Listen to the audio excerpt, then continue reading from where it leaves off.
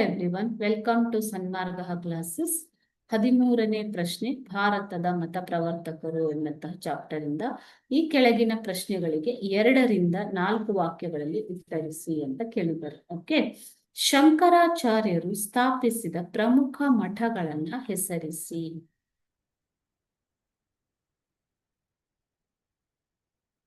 ಶಂಕರಾಚಾರ್ಯರು ಸ್ಥಾಪಿಸಿದ ಪ್ರಮುಖ ಮಠಗಳು ಯಾವುವು ಅಂತಂದ್ರೆ, ಶಂಕರಾಚಾರ್ಯರು ಕೇರಳದ ಕಾಲಡಿ ಎಂಬ ಗ್ರಾಮದಲ್ಲಿ ಜನಿಸ್ತಾರೆ. ಓಕೆನಾ. ಸೊ ಅವರು ಪ್ರತಿಪಾದಿಸಿದ ಸಿದ್ಧಾಂತ ಯಾವುದು? ಅದ್ವೈತ ಸಿದ್ಧಾಂತ.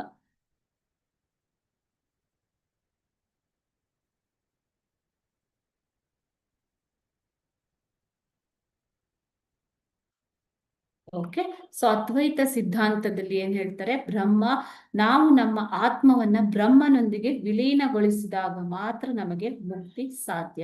ಅಹಂ ಬ್ರಹ್ಮಾಸ್ಮಿ ಎಂಬಂತಹ ಒಂದು ಸ್ಥಿತಿಯನ್ನ ತಲುಪಬೇಕು ಎನ್ನುವಂಥದ್ದು ಶಂಕರಾಚಾರ್ಯರು ಬೋಧಿಸಿದ ಒಂದು ಪಾಠ. ಓಕೆ, ಜೀವಾತ್ಮನಿಗೆ ಪ್ರತ್ಯೇಕ ಅಸ್ತಿತ್ವವಿಲ್ಲ ಎಂದು ಪ್ರತಿಪಾದಿಸಿದ ಶಂಕರಾಚಾರ್ಯರು ನಾನೇ ಬ್ರಹ್ಮನ್ ಅಥವಾ ಅಹಂ ಬ್ರಹ್ಮಾಸ್ಮಿ ಎಂಬುದಾಗಿ ಪ್ರತಿಪಾದಿಸ್ತಾರೆ. ಬ್ರಹ್ಮನು ಸತ್ಯ, ಅದು ನಿರ್ಗುಣ, ಅದಕ್ಕೆ ಲಕ್ಷಣಗಳಿಲ್ಲ ಮತ್ತು ಆಕಾರವಿಲ್ಲ ಎಂದು ಪ್ರತಿಪಾದಿಸಿದವರು ಶಂಕರಾಚಾರ್ಯರು.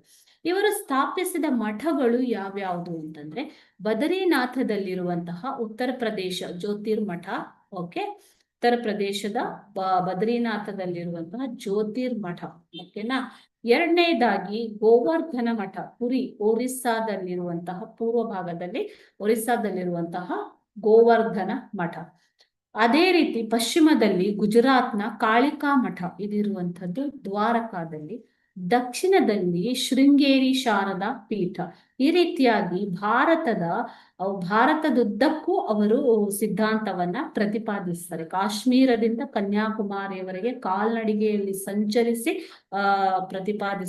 ಪ್ರತಿಪಾದಿಸಿದಂತವರು ಶಂಕರಾಚಾರ್ಯರು. ಓಕೆ, ಸೊ ಅವರು ಉತ್ತರ, ದಕ್ಷಿಣ, ಪೂರ್ವ, ಪಶ್ಚಿಮಗಳಲ್ಲಿ ತಮ್ಮ ಒಂದು ಮಠವನ್ನ ಸ್ಥಾಪನೆ ಮಾಡ್ತಾರೆ.